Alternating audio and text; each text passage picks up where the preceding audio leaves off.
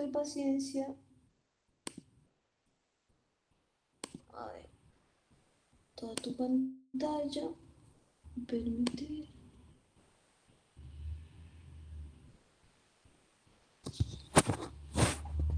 Bueno.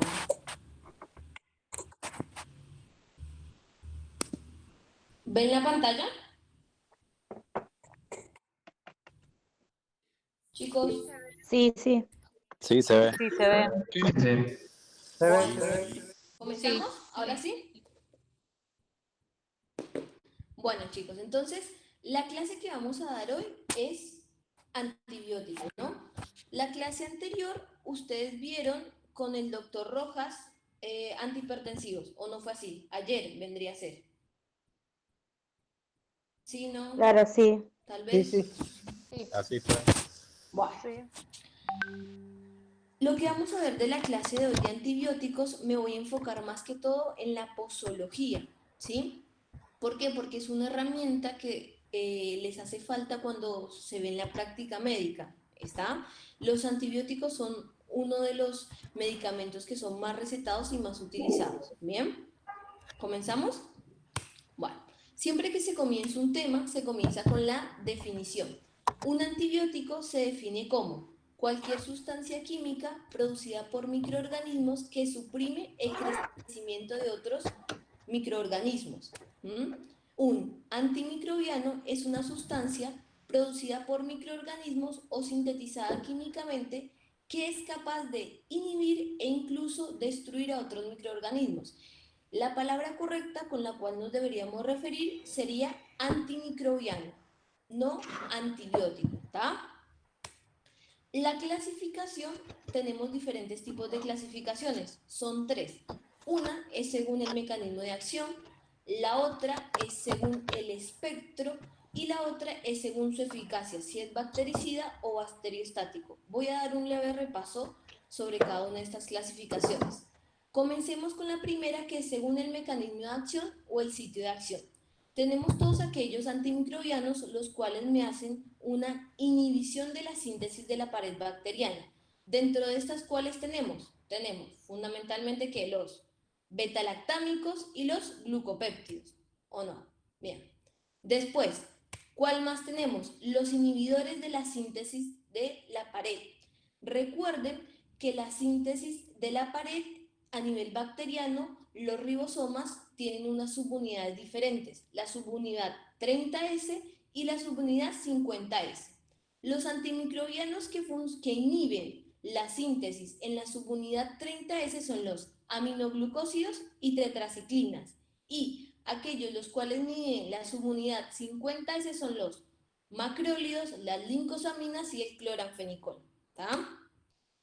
Aquellos que hacen efecto en el ADN van a ser los que me alteran el metabolismo del ADN, que son la rifampicina y la quinolona, y los que me generan daño del ADN es el metronidazol y la nitrofurantoína.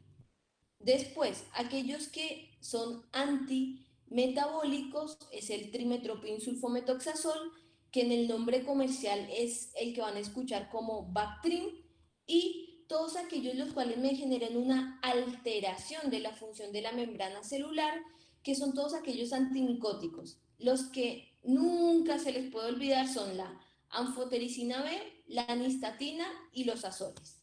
¿Estamos hasta ahí? ¿Me Sí. siguen escuchando? Pues me siguen mandando mensajes de que Sí, no, por ahí sí, no se se me escucha, se escucha. escucha. Yo creo que Sí, me se escuchan. escucha. Bueno, Ahora sí, ahora profe. vamos con la clasificación según la actividad antiinfecciosa. En esto tenemos que repasar dos conceptos fundamentales. Lo primero, a qué se define como bactericida y a qué se define como bacteriostático. Una sustancia bactericida es aquella la que me genera ¿qué? La muerte bacteriana, ¿sí? O sea, es un proceso irreversible.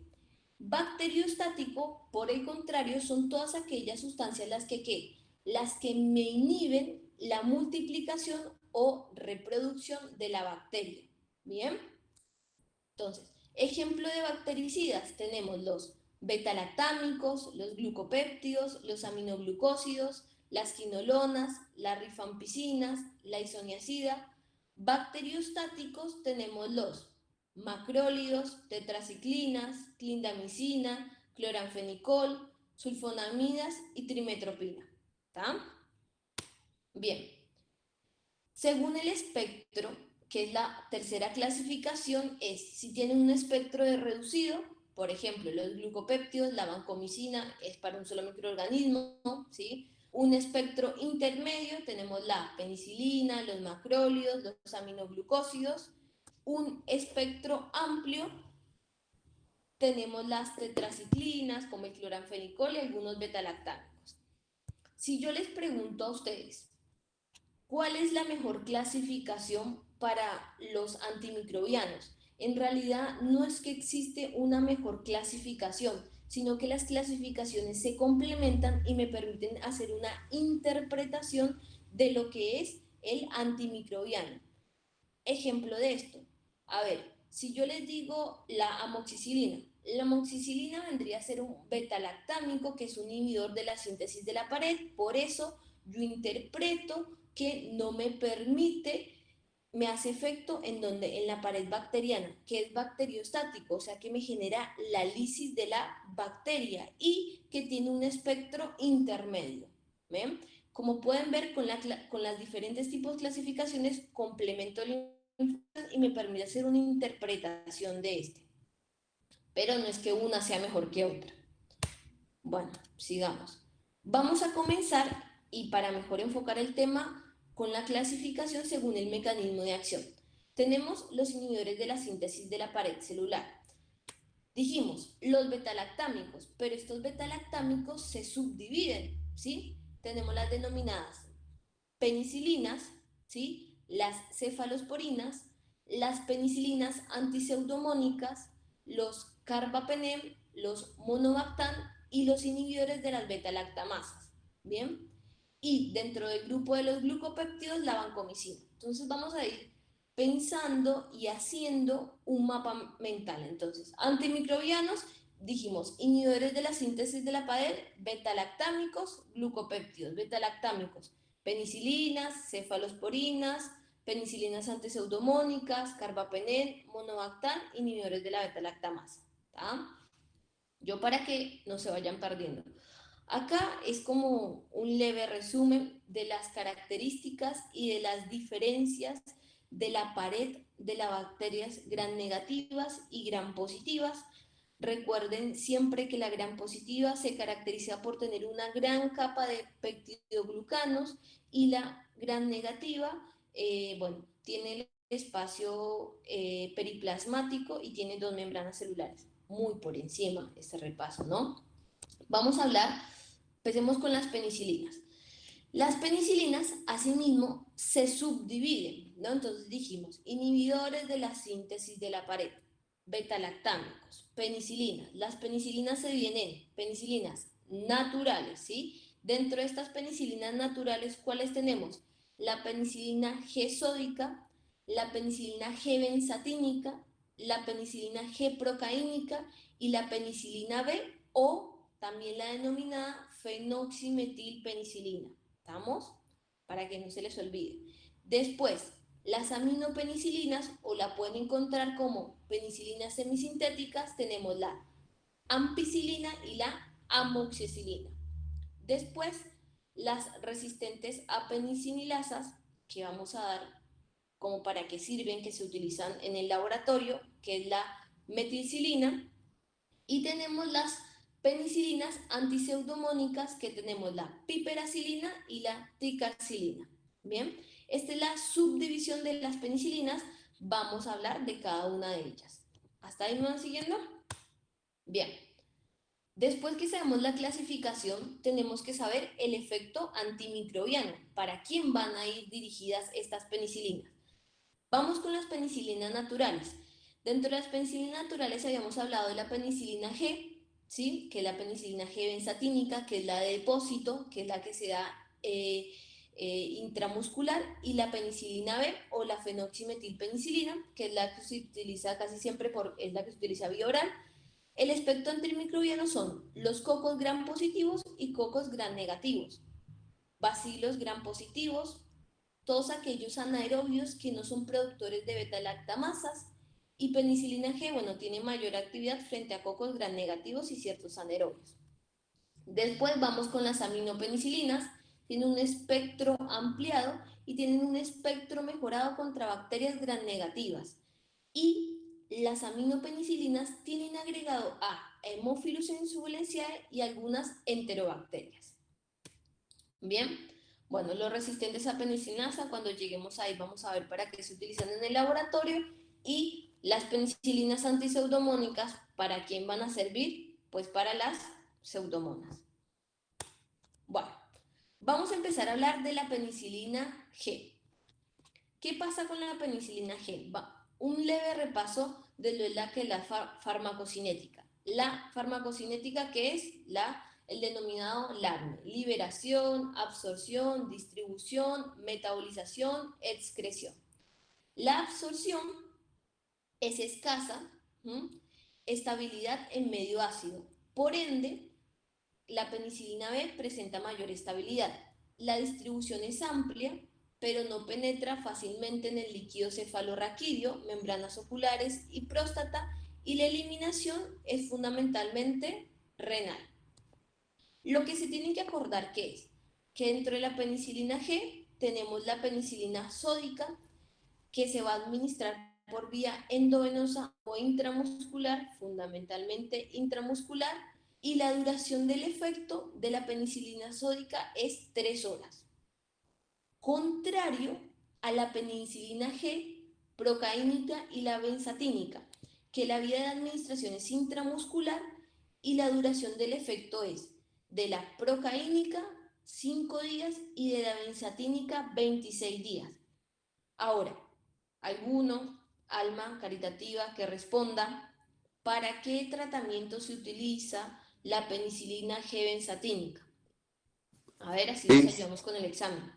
Sífilis, gonococo. ¿Qué les parece a ustedes? ¿Nada? Amigdalitis. Para la sífilis, para el Diógenes. tratamiento de la sífilis, recuerden que se dan inyecciones, ¿sí? Si duran 26 días, se puede dar una dosis cada mes para el tratamiento de la sífilis, ¿está? Para eso más que todo se utiliza la penicilina benzatínica de depósito. También, chicos, es el intramuscular que más duele en la vida. Así que si va a venir alguien, cuando le indique una penicilina benzatínica, va a doler muchísimo, muchísimo, muchísimo, muchísimo. Bien, bueno, yo les dije en la introducción, que no me escucharon, que iba a empezarles a hablar de la posología. ¿Por qué les iba a empezar a hablar de la posología? Porque me doy cuenta que cuando van a la práctica no saben. Vean, las penicilinas las vamos a hablar en unidades internacionales, y la penicilina G sódica vamos a dar dosis de 2 a 24 millones unidades internacionales, dividido cada 4 a 6 horas, porque esta es la endovenosa, ¿sí? Y la penicilina benzatínica vamos a dar, hay ampollas de 600, 1200, o el límite por día es 2.400.000 unidades internacionales.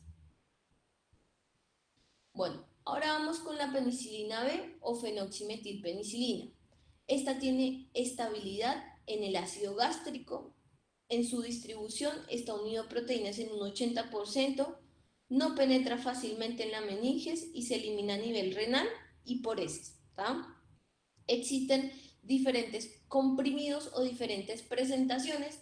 Tenemos comprimidos de 200 y 500 miligramos, que el comprimido de 250 representa 500 unidades internacionales y el comprimido de 500 representa 1000 unidades internacionales y se da cada 6 a 8 horas. Bueno, ¿cuál es la indicación de la fenoximetilpenicilina? ¿Cuál? Fundamentalmente las faringitis por estreptocóccicas. ¿Por qué? El estreptococo es el único de los pocos microorganismos que todavía, chicos, es sensible a la penicilina. ¿Estamos? Es uno de los pocos. Bien.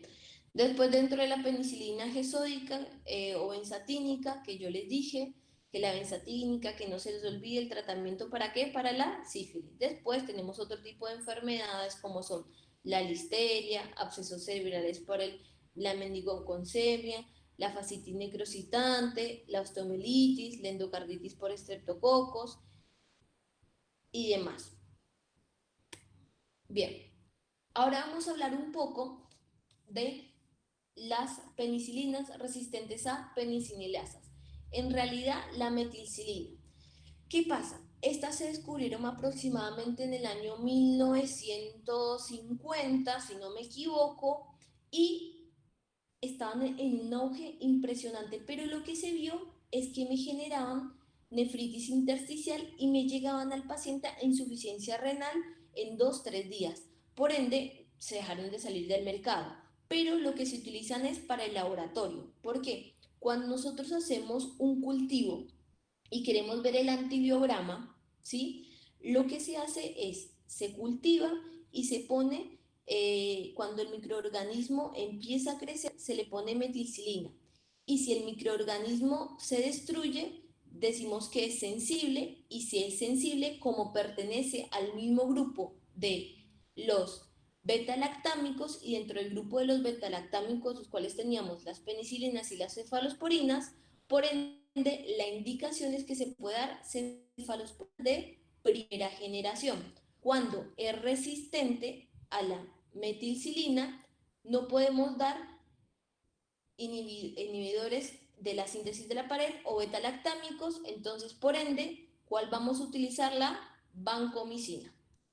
Por eso ustedes van a ver los denominados estáfilos resistentes a metilcilina. ¿Bien? Bueno, ahora vamos con el tercer grupo, que son las penicilinas semisintéticas, que tenemos las aminopenicilinas. Tenemos la ampicilina y la amoxicilina. Dijimos en este que en el espectro tenían un espectro ampliado. Vamos un poco a repasar la farmacocinética. La absorción. Los alimentos no disminuyen la absorción. ¿Por qué? Porque la amoxicilina, su principal vía de administración, ¿cuál es? Oral. F, recuerden que en farmacocinética es biodisponibilidad. De la dosis que nosotros tenemos una biodisponibilidad muy alta, de un 80 a un 90%.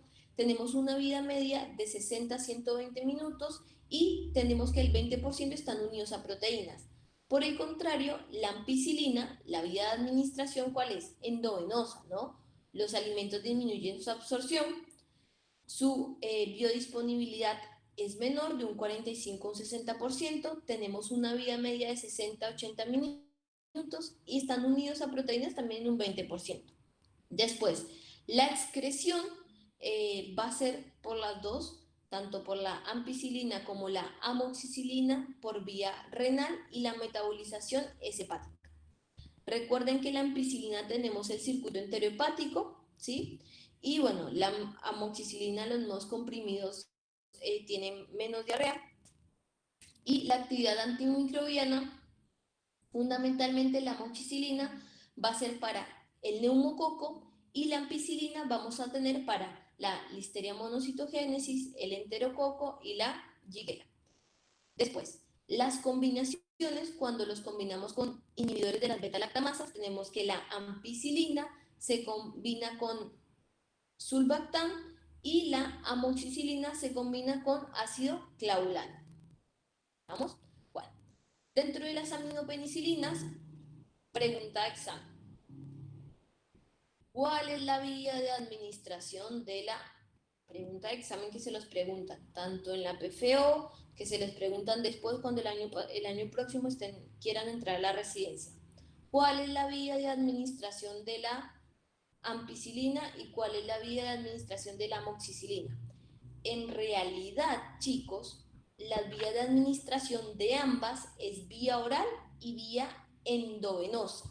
Pero, como vimos en la diapositiva anterior, que si la ampicilina se da por vía oral, disminuye su biodisponibilidad. La vía en la cual se utiliza es la vía endovenosa, pero existen presentaciones de comprimidos y de ampollas. ¿Tá? La amoxicilina, lo mismo, existen presentaciones de ampollas, ¿sí? Y existen presentaciones de comprimidos. Pero normalmente lo que ustedes siempre van a ver en la práctica va a ser que la ampicilina vía administración endovenosa, amoxicilina vía administración oral. ¿Por qué les hago esta nota? Porque a veces son muy cagadores en los exámenes y ponen este tipo de cosas. ¿Estamos? Espero que eso no quede grabado. ¿Tá? Bueno, entonces, ampicilina. Tenemos que existen comprimidos de 250 miligramos, 500 miligramos y 1000 miligramos, pero lo que van a ver en la práctica y en toda su vida va a ser frasco ampolla de 500 miligramos, 1000 miligramos. En un día se pueden dar hasta 12 gramos por día. La amoxicilina tenemos diferentes presentaciones, los comprimidos y las cápsulas. Los comprimidos son los que van a encontrar en las farmacias, las cápsulas van a ser los genéricos, ¿sí?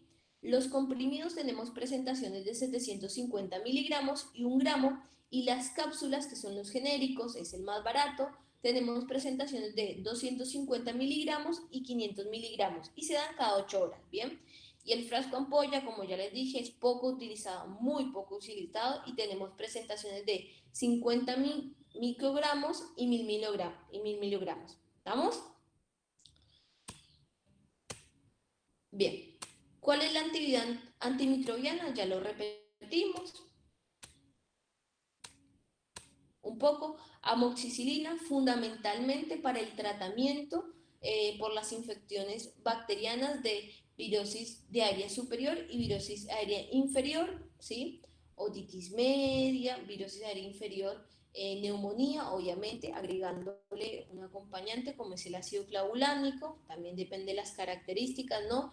La ampicilina, infecciones del tracto urinario, tracto biliar sin obstrucción y del aparato respiratorio, meningitis por listeria, neumococo, Haemophilus influenzae, fiebre tifoidea, igual acá no hay fiebre tifoidea, salmoneliosis, Shigella, y es un poco más eficaz que la ampicilina. Bueno, antes que esto, pregunta de examen. Yo les dije cuando vimos la farmacocinética que la absorción, o sea que el paso a nivel del sistema nervioso central era poco de las aminopenicilinas y en realidad casi de todas las penicilinas. ¿Por qué cuando tenemos meningitis utilizamos ampicilina? ¿Por qué? Porque, chicos, recuerden que cuando estamos en presencia de una meningitis estamos ante un proceso inflamatorio. Y recuerden que cuando estamos en un proceso inflamatorio aumenta la permeabilidad de la barrera hematoencefálica. Esto me permite que el antimicrobiano pase a nivel del sistema nervioso central y haga su efecto. ¿Bien? Porque recuerden que las penicilinas tienen un efecto que bactericida, y eso es lo que queremos, generar la lisis del microorganismo, que me está generando una meningitis, ¿no? Bueno, inhibidores de las beta-lactamasas. Tenemos el ácido clavulánico, el tazobactam y el sulbactam. Bien, son potentes inhibidores de muchas beta-lactamasas plasmídicas y algunas cromosómicas, y la actividad antimicrobiana en realidad va a estar determinada por el beta-lactámico acompañante. ¿Cuál va a ser el beta-lactámico acompañante? El ácido clavulánico va a ir con amoxicilina, el tazobactam va a ir con piperacilina y el sulbactam va a ir con ampicilina. Bueno, un poco de posología, que esto lo tienen que saber, chicos, y es que el ácido clavulánico, como les dije, se da con la amoxicilina, y lo que vamos a hacer es una dosis de 500, 125, si esta es la presentación, la vamos a dar cada 8 horas, y los comprimidos, que estos son más caros, si son de 875 y 125, se dan cada 12 horas, no cada 8, cada 12 horas se le pueden dar al paciente. ¿Tá? La ampicilina sulbactam son 2,1, y en realidad, chicos, acá me equivoqué, es 1,5, bien, cada 6 horas. no cada 12 horas. Aquí está mal escrito. Porque el ampicilbactam se da cada 6, 1,5 cada 6. ¿Estamos?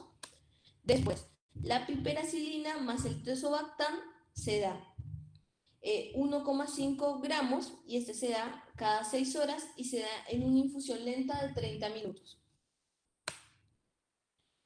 Bien, dentro de las reacciones adversas de los betalactámicos tenemos que los vamos a clasificar según el tiempo de presentación.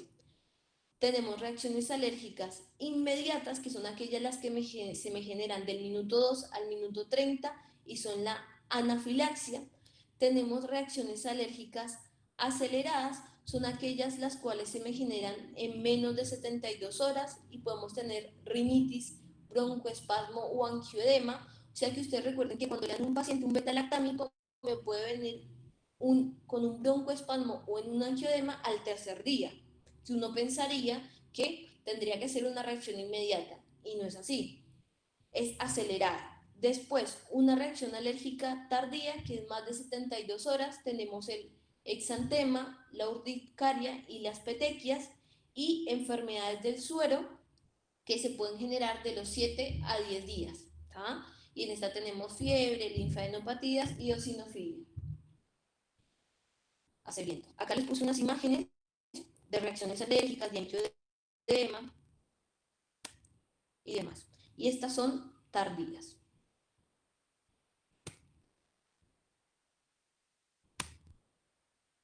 Bueno, reacciones adversas que tienen que saber. La primera es el fenómeno de este hombre, el alemán Harris Heimar, perdónenme mi pronunciación, ¿no? Pero, como siempre, todos los médicos le ponemos los nombres a los descubrimientos científicos y no son muy fáciles de pronunciar. ¿Cuándo se da este fenómeno y por qué se da? Se da cuando se hace con el tratamiento de la sífilis, pero es un fenómeno que da aproximadamente en un 3 o un 5% de las personas.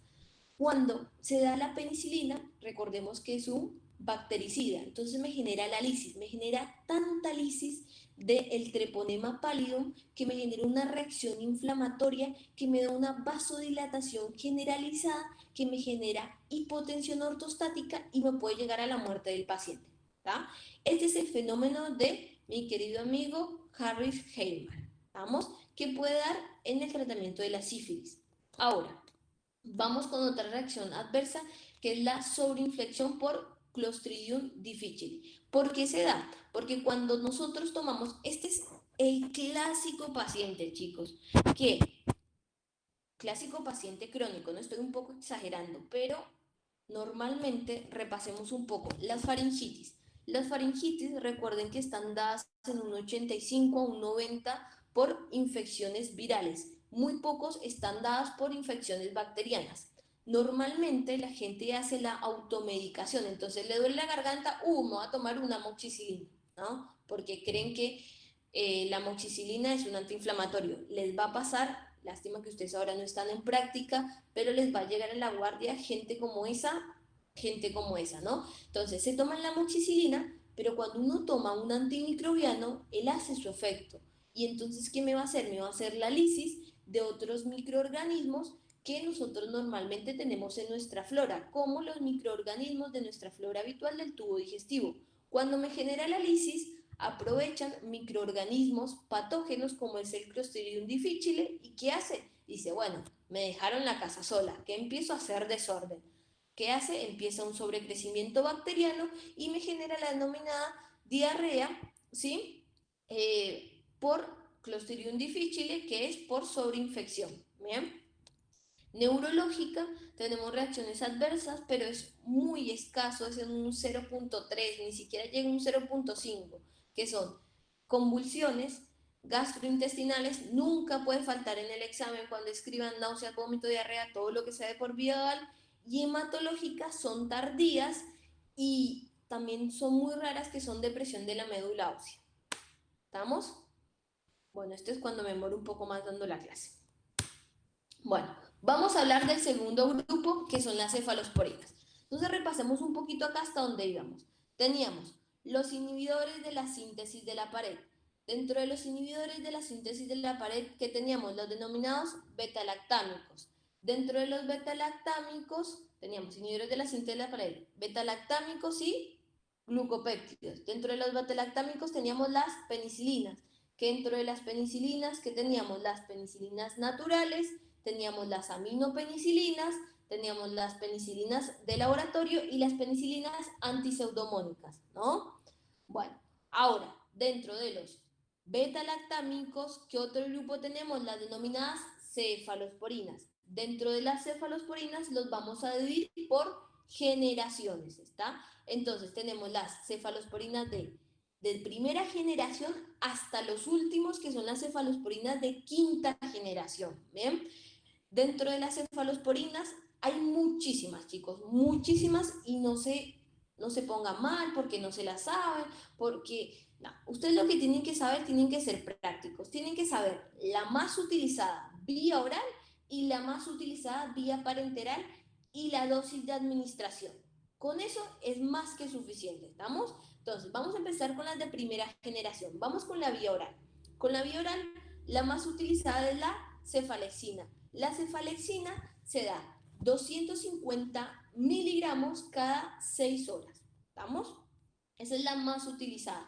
Después, la vía o da parte de la cefalexina 250, también pueden encontrar comprimidos de 500 miligramos. Después, dentro de la vía enteral, vamos a tener la cefazolina y la cefalotina. La más utilizada es la cefalotina y la cefalotina es 500 miligramos cada 6 horas. Si se dan cuenta, dentro de la primera generación, que es esta, es 250 y esta es 500, ¿bien? Que es la más utilizada. Dentro de las de segunda generación, ¿cuál tenemos? La vía oral, tenemos el cefaclor y la cefuroxima acetilo. La más utilizada es la cefaclor. ¿Y cuánto se da? Se da 250, pero cada 8 horas, ¿bien? Y dentro de la vía parenteral tenemos la cefuroxima y la cefocitina. La más utilizada es la cefoxitina y se da 1 gramo cada 8 horas. Bien, dentro de los de tercera generación vamos a tener vía oral, como le dijimos, y vía parenteral. Dentro de la vía oral tenemos la cefexima y la ceftibuten, que en realidad, chicos, poco y nada, nunca la vi utilizar, ¿sí? Y no vale la pena gastar memoria en eso, pero dentro de los de tercera generación, vía parenteral, sí vamos a repasar, ay, me pasé, para ahí está. Vamos a repasar todos estos. Ceftriaxona, muy utilizado y se da 1 gramo cada 12 horas, ¿sí? La cefotaxima se da 2 gramos cada 8 horas, cefotaxima, sí. La ceftazidima se da 1 gramo cada 8 horas y la cefoperazona se da 2 gramos cada 12 horas. ¿Estamos? Los de cuarta generación, la vía parenteral, se da cefepime y se da 1 gramo cada 24 horas o se puede dar hasta 2 gramos en una única dosis cada 24 horas. ¿Estamos? Y existen hoy en día las cefalosporinas de quinta generación, en el cual tenemos el ceftobiprol y se da para microorganismos resistentes a la vancomicina. Vean lo que hemos llegado hoy en día, a microorganismos resistentes a la vancomicina. Acá en este cuadrito yo les puse todos los que están con un asterisco, son aquellas cefalosporinas que también son cefalosporinas antiseudomónicas. Bien, vamos con las reacciones alérgicas. Dentro de las reacciones alérgicas, como son un grupo que pertenecen a los beta-lactámicos, podemos tener reacciones cruzadas con las penicilinas y los mismos efectos o reacciones alérgicas. Está anafilaxia, broncoespasmo, urticaria, erupción, maculopapulares. Ahora, van a tener que saber el denominado efecto antabús. ¿Y cuál es el denominado efecto Antabus? La reacción adversa generada por la intolerancia al alcohol. Y aquí vamos a repasar qué es lo que pasa cuando tomo alcohol y tomo antibióticos, ¿no? Vamos a recordar un poco la metabolización del alcohol, que ustedes por allá lo vieron en tercer año. Entonces, el alcohol se ingiere, se metaboliza por medio del alcohol deshidrogenasa y se convierte ¿en qué? En acetaldehído. Y por medio de la acetaldehído deshidrogenasa se me convierte en acetato. Y una vez que se me convierte en acetato, empieza toda la vía de Krebs y demás. Pero eso no nos interesa. ¿Qué es lo que hace? Los antimicrobianos, en este caso las cefalosporinas, me inhiben a la acetaldehído deshidrogenasa. Entonces, si me inhiben a la acetaldehído deshidrogenasa, ¿qué pasa? La acetaldehído no se me puede convertir en acetato y el paciente toma, tenemos un aumento del acetaldehído y el acetaldehído cuando comienza es una sustancia tóxica. Y esa sustancia tóxica, ¿qué me hace? Me hace daño hepático, me puede generar una hepatitis, me hace una vasodilatación, ¿sí? Me hace todo una cascada de una respuesta que lo define el libro como, si yo le dijera, como la peor resaca de su vida porque da una vasodilatación que me da una hipoperfusión cerebral y me genera un síncope, ¿estamos? Entonces es el denominado intolerancia al alcohol, ¿bien? ¿Puede pasar? Puede pasar. ¿Ustedes qué le van a decir a la población en general? Que no puede tomar alcohol cuando toma antimicrobianos, pero en realidad, ¿se da con todos los antimicrobianos? No, chicos, no se da con todos los antimicrobianos, solo se dan con las cefalosporinas y con el metronidazol. Pero bueno, uno no se puede poner a explicar este tipo de cosas a la población en general porque entonces empieza una mala transgresión de la información. Se los digo a ustedes como para que lo sepan un poco más puntilloso, ¿bien? Bueno, tenemos otras reacciones adversas como son las hemorragias, nefrotoxicidad, nefrosis tubular aguda o diarrea. Pero lo que no se les puede olvidar de que son, tenemos las mismas de los betalactámicos y el denominado efecto Antabus, que es por la intolerancia al alcohol, por la metabolización. Bueno, ahora chicos, vamos a tener los antibacterianos de reserva, que tenemos los denominados carbapenems. Los carbapenems tenemos dos, el imipenem y el meropenem. Bien, vamos a hablar un poquito. El imipenem no se absorbe por vía oral, por ende su administración es endovenosa o intramuscular. ¿Qué pasa? El imipenem se degrada rápidamente por dipeptidasas renales. Bien, por ende su vida media es de 1 hora. Por ende, el imipenem se tiene que dar con cilostatina, que la cilostatina me inhibe las dipeptidasas renales y me permite aumentar la vida media del imipenem.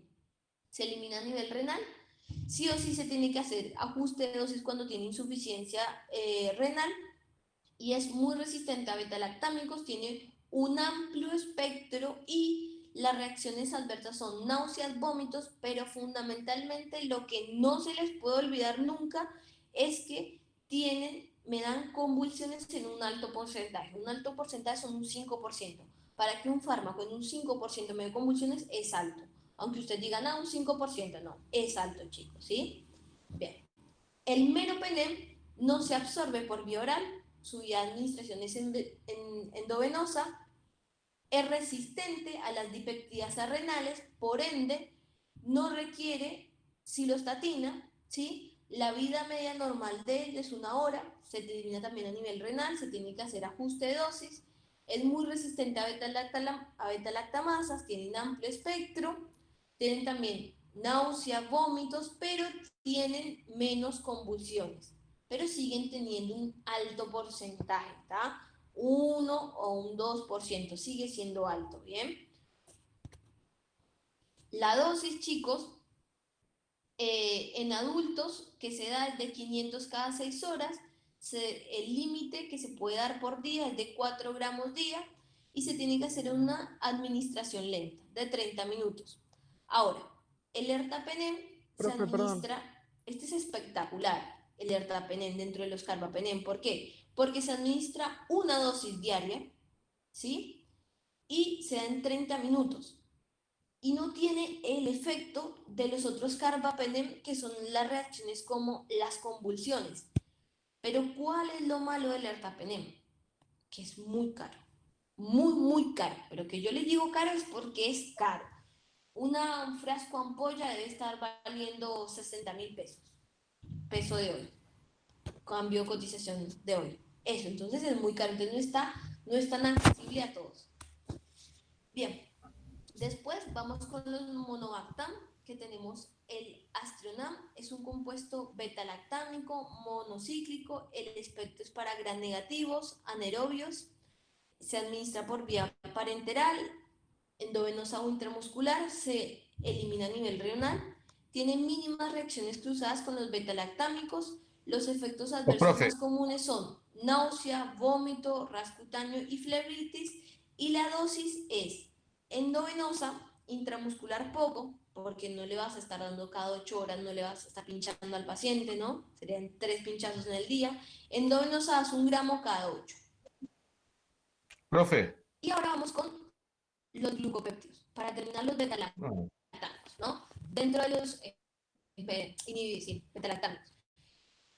Dentro de los glucopéptidos tenemos la vancomicina y la teiclopamina. Como ya lo dijimos, son inhibidores de la síntesis de la pared celular, me inhiben la polimeración o reacción de transglucosas, y el espectro es estrecho. Recuerden que cuando lo vimos en las primeras diapositivas, dijimos que el espectro era reducido, sea para estafilococcus aureus meticilino resistentes, estreptococos, epidermides, piógenos, vidrias y neumoniae. Y las reacciones adversas que tienen que saber siempre, siempre, siempre, chicos, es la ototoxicidad, nefrotoxicidad y síndrome del hombre rojo o cuello rojo. Y ya ahora les voy a hablar cómo es la reacción adversa del síndrome del hombre rojo. Dentro de las precauciones, si sabemos que las reacciones adversas son ototoxicidad y nefrotoxicidad, ¿yo le daría una vancomicina a una persona que es sorda? No. Ustedes saben que normalmente fisiológicamente nuestro cuerpo disminuye la filtración glomerular a medida que van pasando los años.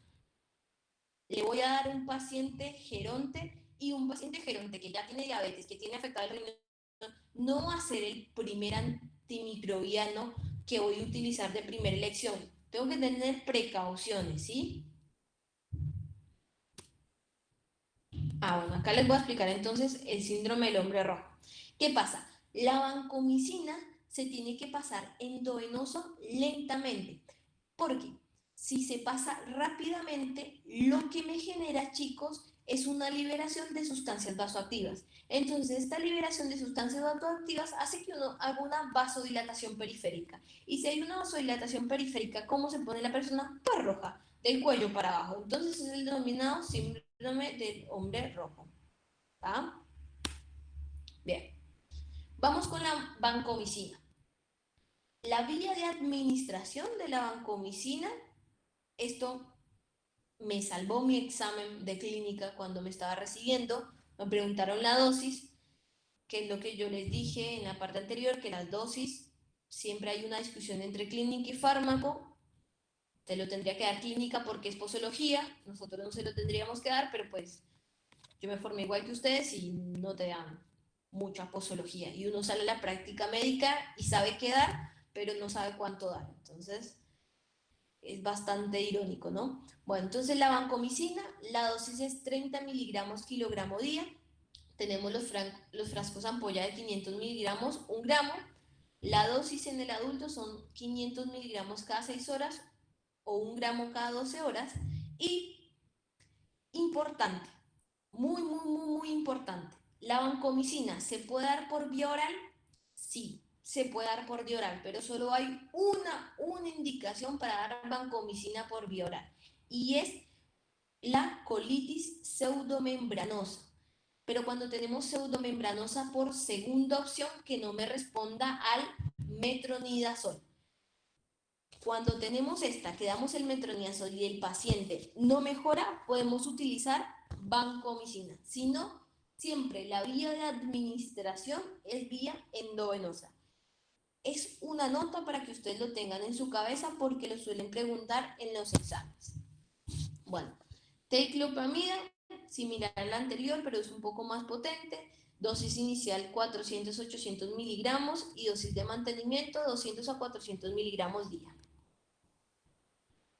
Bueno, ahora chicos, yo como tal tenemos que pasar porque el doctor me dijo que tenía que darles 1 hora de repaso de los antimicrobianos y 1 hora de ejercicios. ¿Estamos? Así que, ¿será que ustedes pueden activar ahora sus micrófonos? Porque tenemos que hacer los ejercicios.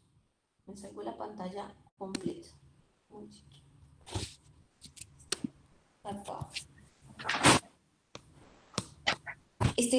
Por eso les digo, este laboratorio normalmente en las otras cortes duraba 4 horas. Porque da la hora como tal, la clase dura 2 horas y después...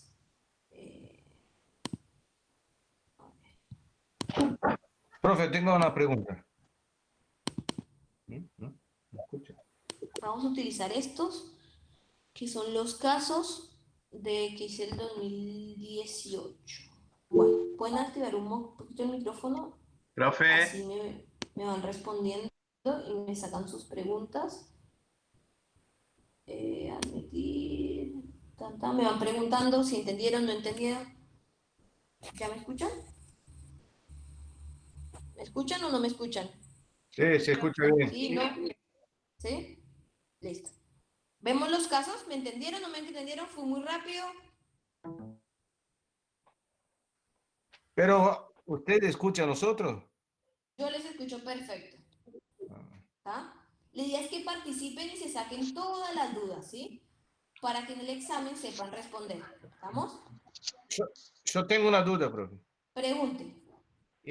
Los carbapenenos, Sí. en un paciente epiléptico, por costo-beneficio, ¿yo puedo administrar meropenem para él? Sí. Siempre, si esto es tiene que ser una emergencia. Una emergencia que, por ejemplo, el paciente esté, no sé, en una sepsis por un microorganismo que ya hicimos el antibiograma y el único antimicrobiano que sirva es ese y yo lo pongo riesgo-beneficio y sí. Pero en esos casos muy específicos, ¿sí? Tiene que ser algo muy, muy, muy específico. ¿Está? Porque en general los antimicrobianos no son drogas de emergencia. Son, excepto que estemos en una sepsis que necesitamos matar al microorganismo, ¿no? Bueno, vamos con el primer caso clínico. ¿Vamos?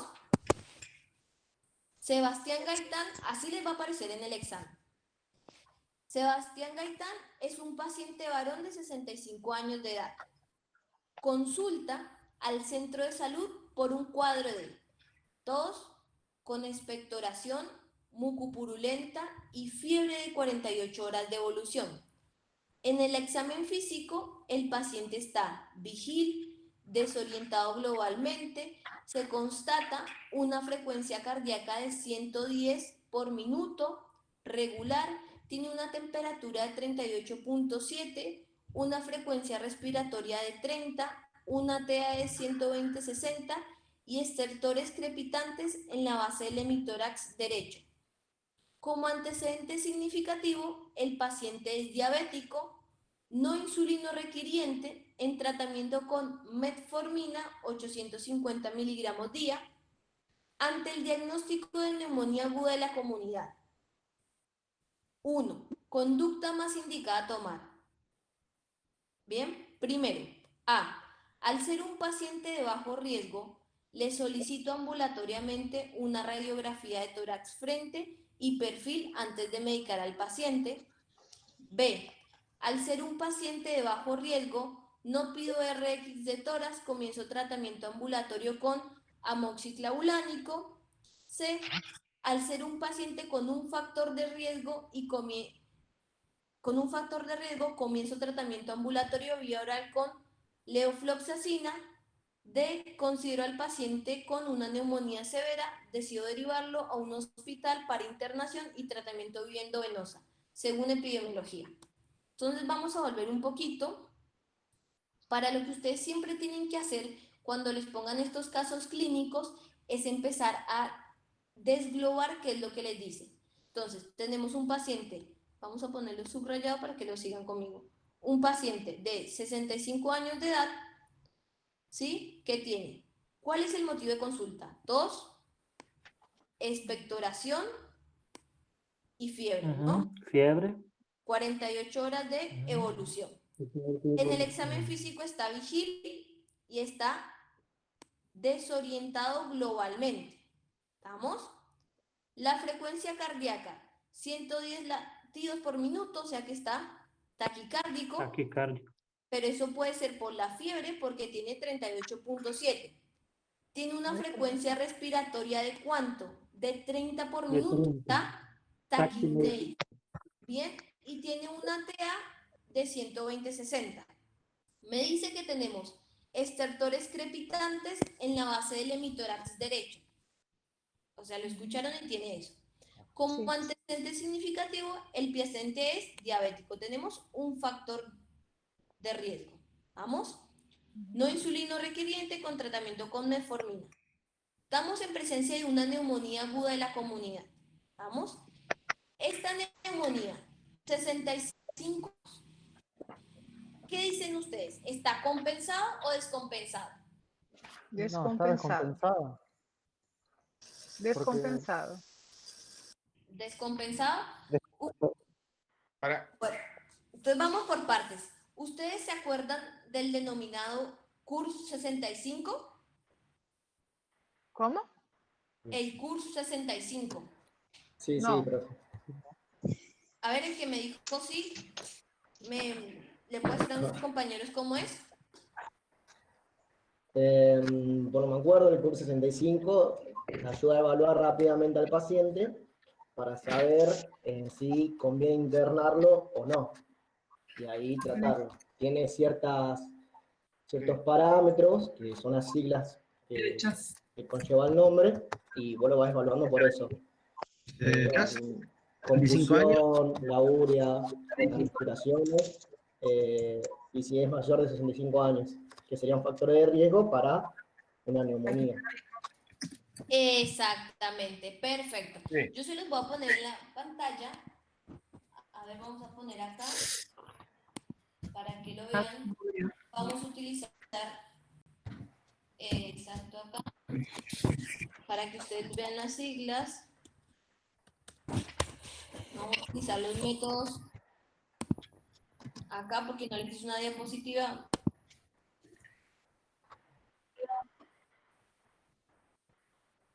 A ver, y lo calculamos entre todos y así ustedes me van a decir mientras se da. 65. O sea, tú le das un puntaje, como dijo el compañero. Si tiene 60, más de 65, un punto. La C es de conciencia, ¿está? Otro punto, ¿sí? Después, la presión, si está hipotenso, le das otro punto, que en este caso no está el paciente hipotenso, ¿vamos? Después si llegas a tener la urea, pero en este caso no la tenemos porque no tenemos un estudio de laboratorio, ¿sí? Y si tenemos factores de riesgo, ¿bien? Y según la puntuación es, si tiene menos de 2, puede estar en su casa, si tiene más de 2, tiene que estar internado en una sala de clínica médica, y si tiene 3 o 4, tendría que estar en una terapia intensiva. ¿Vamos? Así como tal. Entonces, ya desarrollando un poquito el tema, ¿ustedes qué les parece esto? Al ser un paciente de bajo riesgo, le solicito ambulatoriamente una radiografía de tórax, frente y perfil antes de medicar al paciente. No. No, no. No.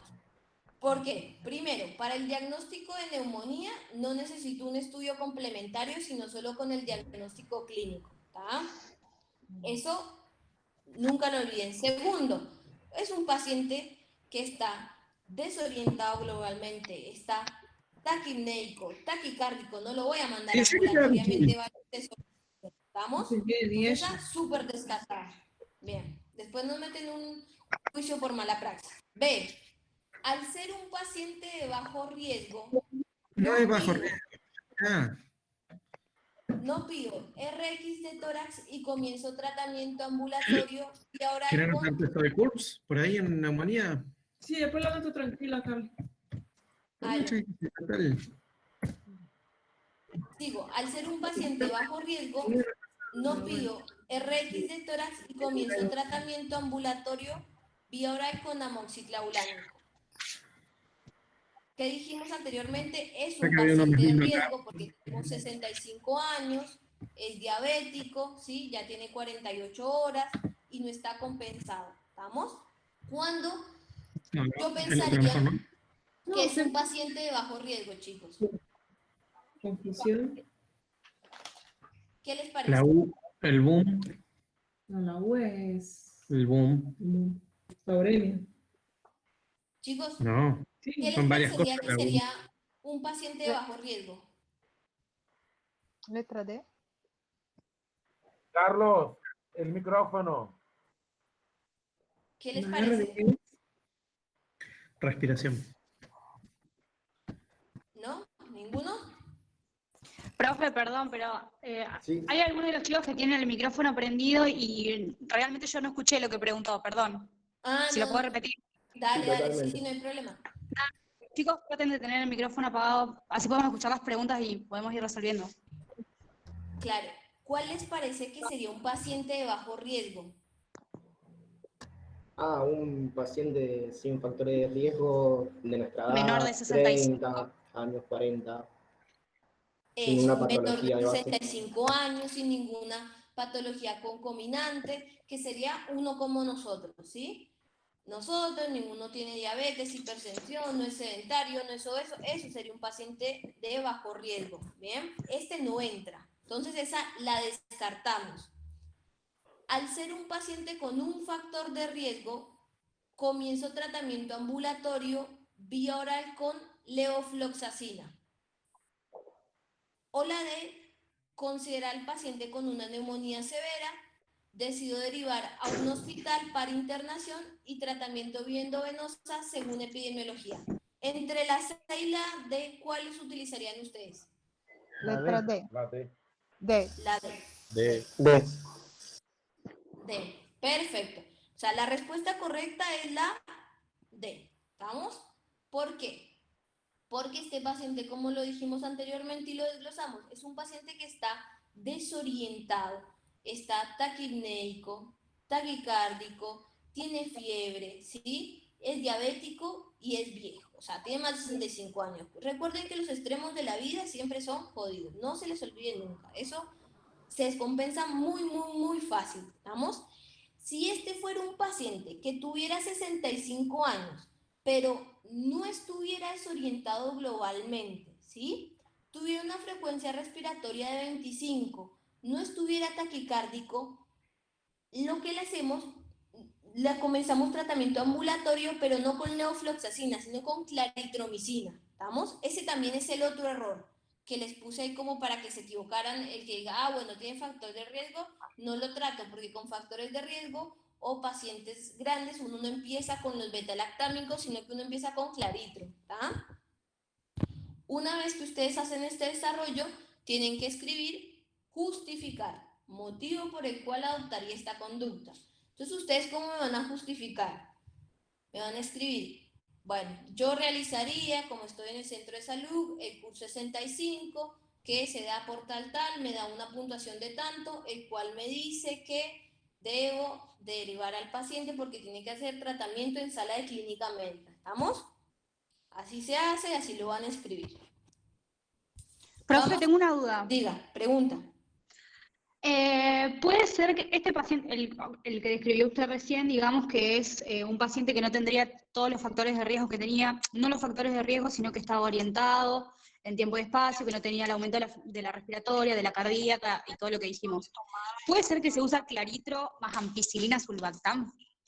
No, O claritromicina. Es cuando queda internado en UTI, sería... o sea, la ampicilina más la ampisulfa se da siempre endovenosa, ¿sí? Entonces, si es un Sí, sí. paciente que está estable, ¿yo para qué lo voy a internar y meterlo a un nosocomio cuando tiene más probabilidad de que se pesque algo más grave? Si lo puedo Está tratar bien. de oral, ¿está? Pero la claritromicina, ¿no la utilizaríamos solamente en un paciente internado? Porque tenía No. entendido eso, que la No, no, claritro no. solo la vamos a utilizar en paciente internado. No, no. La claritros se da en pacientes los cuales en tratamiento para neumonía, que son pacientes un poco mayores o que tienen algún tipo de factor de riesgo, ¿sí? Ah, Pero ok, que están genial. compensados, ¿está? Ok, genial, ¿Por qué? gracias. Porque estamos viendo un aumento de la resistencia al neumococo, ¿estamos? Con respecto a la amoxiclavulánico, ¿bien? Ah, Así ok, que genial. Gracias. eso, para que lo sepa, lo vas a ver un montón y más ahora en que todos son infecciones respiratorias ahora en pleno invierno. Lástima que no están yendo a las prácticas, pero lo verían un montón. Bueno, vamos con el caso 2. Lo leo primero rápido y después lo empezamos a desglobar. Eso es lo que tienen que hacer con el examen. Ustedes lo leen rápido y se hacen una lista de problemas que seguro lo vienen trabajando en las tutorías y ver qué es lo que les preguntan en realidad. Julita es una paciente de 33 años que cursa, ¿me escuchan? Sí. Que cursa embarazo de 25 semanas. Su obstetra le solicita, como parte del control de su embarazo, un urocultivo donde se le informa el desarrollo de 10 a la 5 unidades formadoras de Chacol, sensible a trimetoprim sulfometoxazol, que es el denominado Actrim, ampicilina, cefalexina, nitrofurantoína y resistente a ciprofloxacina. La paciente está completamente asintomática. Tiene antecedentes de alergia grave a la penicilina, un episodio de edema de glotis y fue estudiada con ecografía renovesical que fue informada como normal. En urocultivos de las infecciones urinarias pasadas siempre desarrolló Escherichia coli. Como en su casa tenía unos comprimidos de trimetoprim sulfometoxazol que habían quedado de un tratamiento anterior, comenzó a ingerirlos. Qué paciente, ¿no? Les van a llegar muchas así. Entonces, empecemos a desglobar y qué es lo que nos pide el enunciado. Tenemos una paciente de 33 años que está embarazada de 25 semanas, ¿sí? Para el control de su embarazo, trajo un urocultivo con 10 a las 5 unidades formadoras de colonias, de Escherichia coli. Cuando, chicos, se dice que la persona tiene infección urinaria. A ver. Mayor que 3,5 unidades formadoras de colonia. Perfecto, pero hay ciertas, no patologías, hay ciertos estados en los cuales se toma un valor menor. Por ejemplo, en una mujer embarazada, si tiene un valor mayor a 10 a las 3 unidades formadoras de colonia, se toma como infección. ¿Estamos? Sensible, bueno, ya lo dijimos a que era sensible. La paciente está completamente asintomática. Ustedes recuerden algo, que una infección urinaria se trata cuando tiene síntomas, excepto cuando en una mujer embarazada porque aumenta el riesgo de parto prematuro, en un paciente monorreno que se va a hacer algún tipo de estudio, ¿sí? Son excepciones de cuando se trata de una infección urinaria asintomática pero con un urocultivo positivo, ¿estamos? Profe, quando o informe traz também o tipo da bactéria, por exemplo, Proteus, se trata também? También, sí. Está bem. Sí. Ahora, tiene antecedentes de alergia grave a la penicilina. ¿Bien? o sea, un episodio de edema de glotis, no le podría dar a esta paciente penicilina, ¿estamos? O los derivados beta-lactámicos, que están en el mismo grupo. Y fue estudiada con una ecografía renovesical que fue informada como normal. Si se dan cuenta, toda esta información que le dan de acá es para desorientarlos, porque no tendría acá nada que ver la ecografía, porque no está cursando una pielonefritis que ya viene descompensada. En urocultivos de las infecciones urinarias pasadas siempre desarrolló Escherichia coli. Ahora, como en su casa tenía unos comprimidos de Bactrim que habían quedado en un tratamiento anterior, comenzó a ingerirlos. Conducta más indicada a tomar. Entonces, tenemos una mujer embarazada con un urocultivo 10 a las 5 unidades formadoras de colonia, de Escherichia, asintomática y que es alérgica a la penicilina y que la señora se tomó un Bactrim. A. No está de acuerdo con la toma de trimetoprim sulfometoxazol, ya que es categoría C del embarazo. Por ende, indica suspenderla y comenzar tratamiento con cefalexina, que es categoría B en el embarazo. B. Interna a la paciente para comenzar proceso de desensibilización a la penicilina y poder realizar un tratamiento adecuado para su infección urinaria. C. Está de acuerdo con la paciente en que hubiera comenzado con el tratamiento con trimetoprim sulfometoxazol, ya que en los últimos episodios de infección urinaria fue tratada con éxito con dicho antibiótico. Y D. No está de acuerdo con la toma de Bactrim, ya que es categoría C del embarazo. Por ende, indica suspenderla y comenzar tratamiento con nitrofurantoína. Letra A ver. D. La letra D. Bien. D. Bueno, No, vamos. la C, se tiene que internar esa paciente. Bueno, ¿O no? Letra Vamos D. a englobar La B. todos. Vamos a Yo diría englobarlos la- todos. Ustedes piensen y yo les voy diciendo los porqués de cada una y vamos a englobarlos todos. ¿Tá? Hagan uno que charlemos y veamos qué pasa. No estoy de acuerdo en que tome trimetoprim sulfometoxazol. Creo que todos estamos en eso de acuerdo, ¿no? Ya que es Sí, no categoría toma. ¿tá? Es categoría C. Entonces, Eso es verdad. eso, chicos, de cabeza, nunca. ¿Qué se puede dar en el embarazo? Sería acá. La cefalosporina primera generación. ¿Vamos? Sí, se puede dar cefalexina y son buenos para la de coli. Nitrofurantoína. También se puede dar dentro, también. Entonces, Claro. pero sabemos que el Bactrim, no. Entonces, esa la eliminamos de cabeza. Claro, Después, B. Interna a la paciente para comenzar proceso de desensibilización a la penicilina y poder realizar un tratamiento adecuado para su infección urinaria. No. Aquí no hay sé dos que temas. no es necesario internar a la paciente. Sí, ¿cómo que no va a ser innecesario internarla? Es asintomática. No importa, tiene bacteriuria. No se interna. Pero la bacteriuria es sintomática, no haría falta internarla porque la expones a otros No tienes agentes. criterio. Exacto. Entonces es Joder. preferible que tenga un tratamiento ambulatorio con pautas de alarma. Bueno, Ok, ahora, gracias. ¿qué sería? Entonces, en este caso lo que me dice el enunciado es que yo le internaría para una desensibilización a la penicilina. En los últimos estudios y en la última guía del Ministerio de la Nación, chicos, uno puede llegar a internar a una paciente que es alérgica a la penicilina para comenzar un proceso de desensibilización en terapia solo cuando no hay otro antimicrobiano que realizar para una infección grave. ¿Estamos? Porque este es un proceso que se está haciendo. Les estoy dando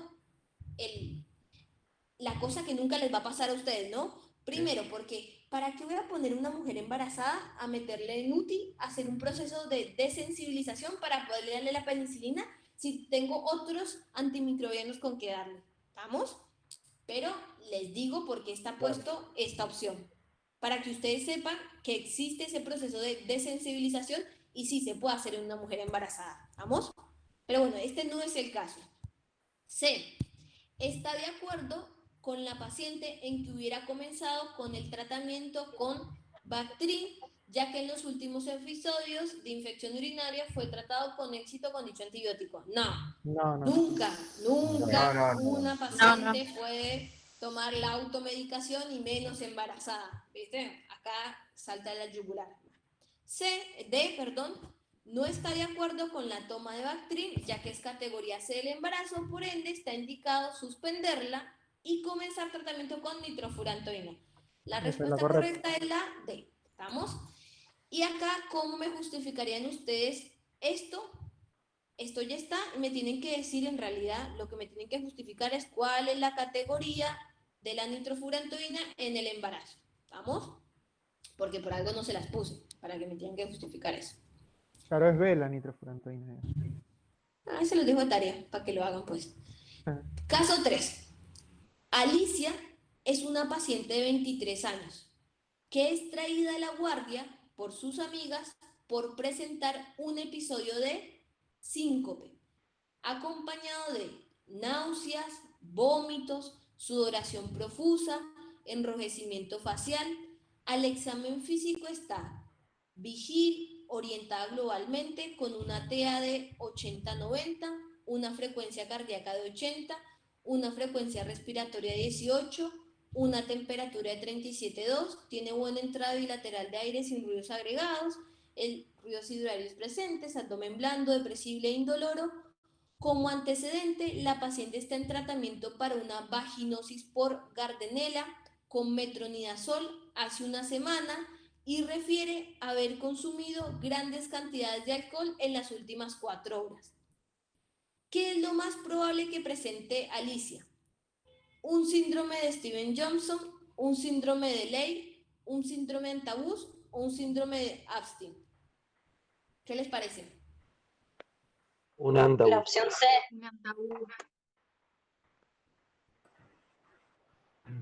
¿Todos de acuerdo? Así como las de los Sí. ¿Sí? Bueno, Antabus. perfecto.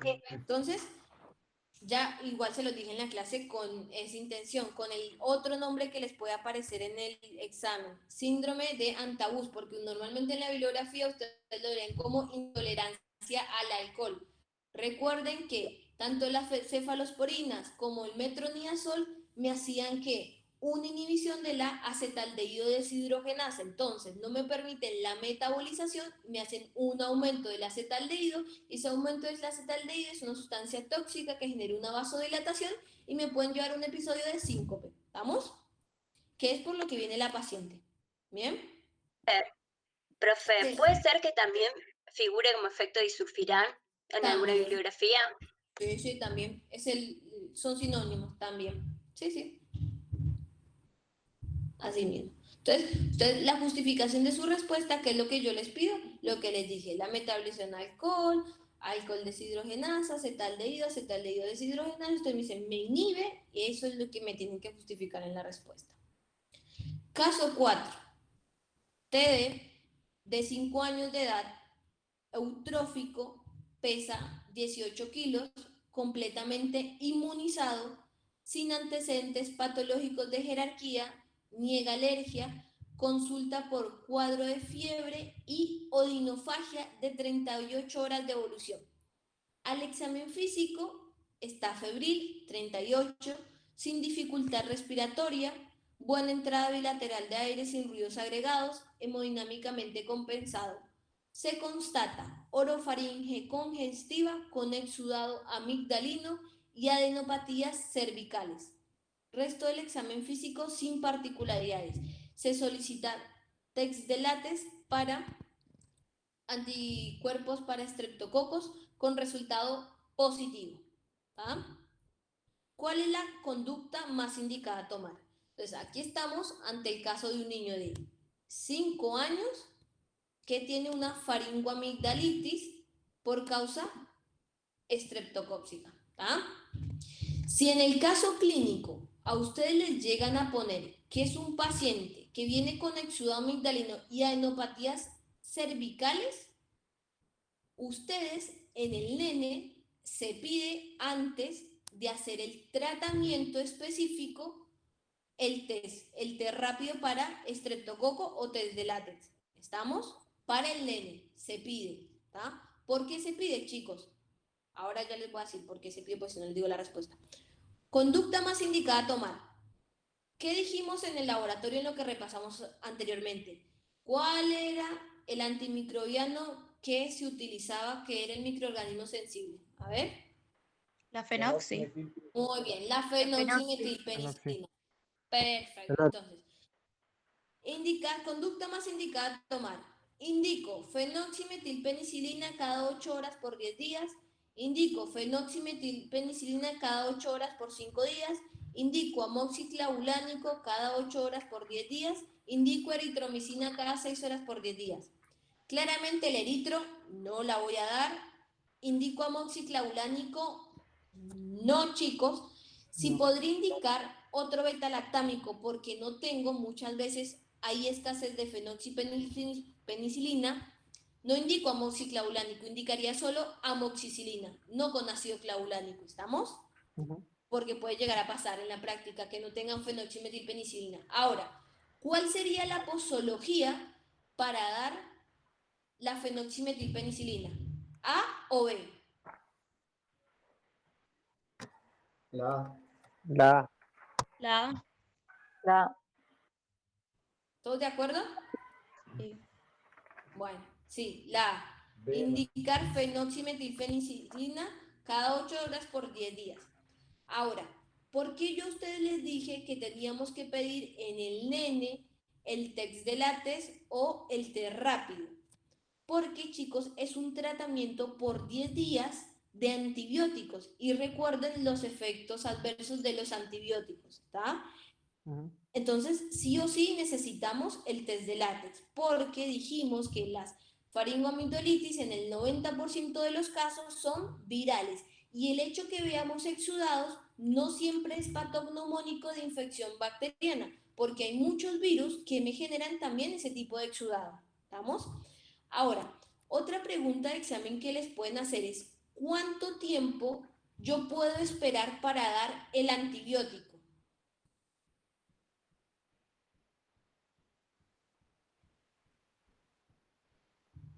A ver. Tengo entendido, no sé si en niños también, se da tratamiento sintomático con paracetamol y si no responde a las 48 horas se iniciaría con antibióticos. Por lo menos eso en adultos, no sé bien en niños. No. O sea, de pronto capaz la pregunta la estoy haciendo mal. Si viene el paciente y yo le digo que al nene, sí, yo sospecho que es una faringoamigdalitis de causa bacteriana, que yo les digo, antes de eso, para ver si me pueden llevar por este lado, ¿cuáles son las complicaciones de una faringitis generada por el estreptococo? Una nefropatía por estreptocóxica, pues. La glomerulonefritis prostreptocócica, ¿y cuál más? Fiebre reumática. Y la fiebre reumática. Fiebre Perfecto. reumática. Entonces, ¿yo por qué doy tratamiento antibiótico, chicos? Para prevenir esas complicaciones, ¿sí? Por eso es que yo al nene con faringitis le voy a dar la fenoxipenicilina. Ahora, ¿cuánto puedo yo esperar para darle el antibiótico? Para no tener los efectos. No sé si me hice explicar la pregunta, si me la están entendiendo. Yo por lo que sé, generalmente las nefritis post-estreptocóxicas son después de una semana más o menos, aproximadamente a los 7 días, pero no sé si está bien eso. Bien, por ahí va, exacto. Uno tiene hasta 9 días para empezar a hacer el tratamiento antibiótico, ¿sí? ¿Por qué les quiero aclarar esto? Porque ustedes van a ir a la práctica con que la mamá está del antibiótico, y no, hay que darle antibiótico cuando realmente tenga la prueba. Y muchas veces estamos en centros en los cuales la prueba recién se la puedo hacer al otro día. No le va a pasar nada al nene, ¿sí? De las complicaciones porque se lo indique hoy, ya ahora, porque la mamá está intensivando, o porque se lo indique al otro día, como es correcto, con un test positivo. A eso es lo que voy, ¿sí? Que tenemos un espacio o un margen, una ventana de hasta 9 días para comenzar el tratamiento antibacteriano para prevenir las complicaciones. ¿Vamos? Eso es lo que quiero que les quede en la cabeza. Entonces, motivo por el cual adoptaré esta conducta, todo lo que dijimos anteriormente. Vamos con el caso 5. Profe, disculpe. Diga. ¿Las complicaciones son todas después de 9 días o solamente la fiebre reumática?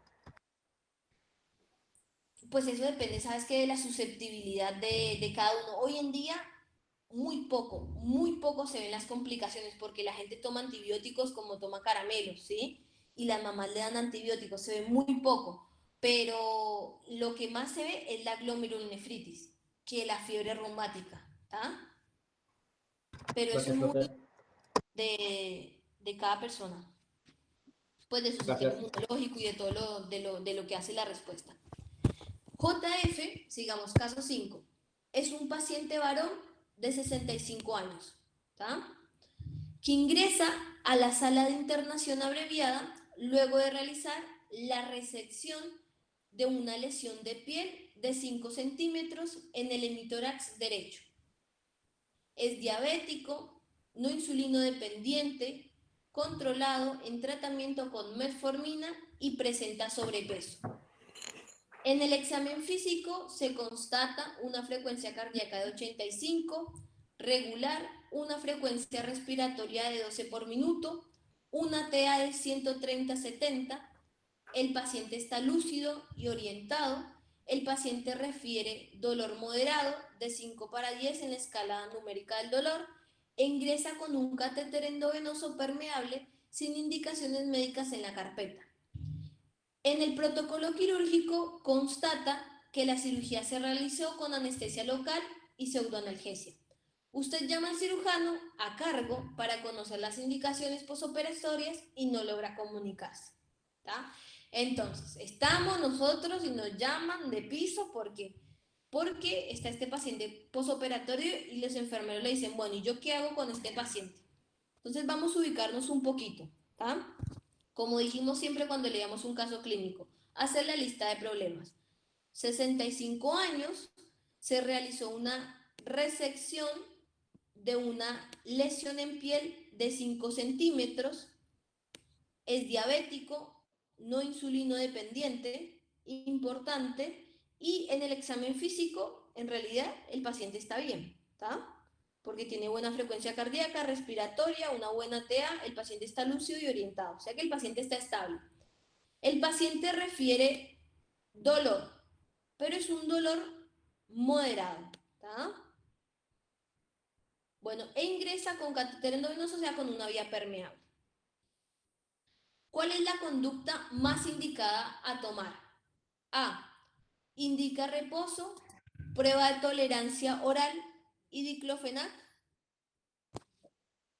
Endovenoso cada 8 horas. No, indica reposo, prueba de tolerancia oral, diclofenac endovenoso cada 8 horas y cefalotina cada 6 horas. B. Indica reposo relativo, prueba de tolerancia oral, diclofenac endovenoso, cefalotina cada 6 horas.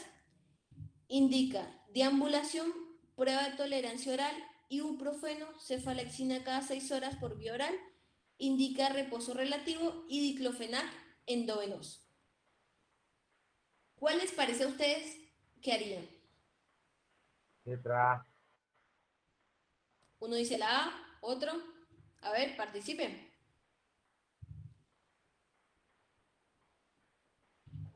Bueno, vamos otra vez. Entonces, lista de problemas. 65 años, después de un posoperatorio, diabético y refiere dolor moderado.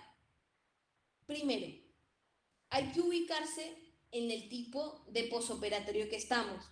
¿Vamos? Chicos, es una resección de piel de 5 centímetros. ¿Cuánto es 5 centímetros? Es algo muy pequeñito. Puede que sea la C para que el paciente deambule, ya que también la anestesia fue local. Exactamente. Vamos a cada uno. Indico reposo, cuando dice prueba de tolerancia oral, que esto se confunde mucho, ¿sí? Porque creen que es la prueba de tolerancia oral de la diabetes. No, es prueba de tolerancia oral si el paciente vomita o no. Eso es la prueba de tolerancia oral, por las dudas, ¿no? Entonces, usted indica reposo, prueba de tolerancia oral, diclofenac endovenoso cada 8 horas y cefalotina cada 6. En realidad, le podría dar un antiinflamatorio porque el paciente refiere dolor, pero chicos, no le indicaría reposo, ¿tá? No requiere reposo, ¿sí? Y tampoco le indicaría un antibiótico si fue una operación limpia de 5 centímetros. No es muy probable que se me infecte eso. ¿Vamos? Si fue en un quirófano, todas las medidas de asepsia no es muy frecuente. Ahora, B. Indico reposo relativo, prueba de tolerancia oral, diclofenac endovenoso, cefalotina cada 6 horas. ¿Reposo? No. Dijimos, vamos a intentar que el paciente deambule. Prueba de tolerancia oral, eso sí lo indico porque quiero ver si puedo quitar la vía endovenosa. Diclofenac endovenoso y cefalotina cada 6 horas. Un poco más de lo mismo, ¿sí? Acá la diferencia, a ver, de esta con esta, ¿qué puse diferencia? No, ninguna, la misma. Sí, la misma. Nada, esa no. Y la tercera, indico deambulación, prueba de tolerancia oral, ibuprofeno y cefalexina cada 6 horas por vía oral, que es lo que dijo la compañera. ¿Por qué? Porque yo le quito la vía periférica para evitar una flebitis. Si el paciente traga bien, deambula, está lúcido, le doy ibuprofeno por vía oral, chicos, ¿sí? O indico reposo relativo y diclofenac endovenoso.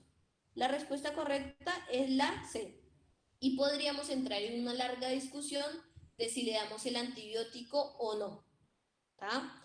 Porque si tiene las medidas higiénicas, el paciente que tuvo en el quirófano no tendría que tener antibiótico, ¿tá? Pero bueno, eso ya depende de cada uno en la práctica y en lo que corresponda. ¿Vamos? Entonces, en este caso la respuesta correcta sería la C. ¿Entendieron? Sí, profe. Bueno, motivo por el cual la tarea... Bueno, eso. Estos, chicos, son 5 casos clínicos los cuales tomamos en el 2018. ¿Entienden cómo es la mecánica del examen? Les van a poner un caso clínico. Ustedes, para que se organicen siempre, háganse una hojita al lado y pongan la lista de problemas y qué es lo que realmente les están preguntando. Porque estos son fáciles, pero normalmente se les hace más largo para dar información basura, para que se confunda, ¿sí? No es la idea que desaprueben ni nada, pero pasa, porque cuando ustedes estén en la práctica, el paciente les empieza a hablar de otras cosas que son innecesarias y entonces ustedes tienen que hacer, bueno, este caso recuperatorio, bueno, yo creo que con esos casos andamos bien. ¿Preguntas? Vamos acá. ¿Habría forma de que nos alcance el power y los casos clínicos, profe? Eso, profe. Mira, si estuviéramos en la vida real, te diría que sí, que quiero una cajita de cervezas, porque ese power me costó casi 2 meses hacerlo. Profe, pero pase la dirección, se lo enviamos con uno de pedido ya. Claro, no. Sí, yo se los paso, chicos. Después pásenme un correo a algún grupito y yo se los voy a pasar al grupo de los chicos de ayudante de farmacología, que hay una que me escribió ahí, una de las chicas, y se los paso así lo tienen. ¿Estamos? Gracias, Buenísimo, profe. Gracias. Bueno, ¿alguna otra pregunta? ¿No? O sea, ustedes lo que tienen que enfocarse en la PFEO es eso, repasar un poco la posología, porque cuando yo los veo, no es que no saben, ustedes entienden, ¿sí? Pero no saben muchas veces cómo darlo y cómo practicarlo. Eso yo creo que es lo que se hace un poco en la PFEO, dar ese paso, ¿sí? Y nada, así van a ser los casos clínicos, los tienen que justificar. Quédense tranquilos, no es nada del otro mundo y pues cualquier cosita están escribiendo a la cátedra que hacemos clase de consulta o al final, ¿bien? La próxima clase va a venir el doctor Balabán con su clase de farmacovigilancia. Póngale mucha atención a la clasificación de A, B, todo. Póngale mucha atención porque es lo que él siempre pregunta y nada más. Así, de hipertensión pueden leer que está muy bueno el consenso de hipertensión de Argentina, que está súper conciso y les va a servir. Y bueno, de antimicrobianos con el power van a andar bien. Después pueden conseguir los que hemos tomado en años anteriores, pero nada más. Bueno, que tengan buen fin de semana, disfruten y nada más. Que sigan. Gracias, igualmente. Gracias, profe. Gracias, profe. Gracias, profe. Chao, chao. Chao, muchas gracias, profe.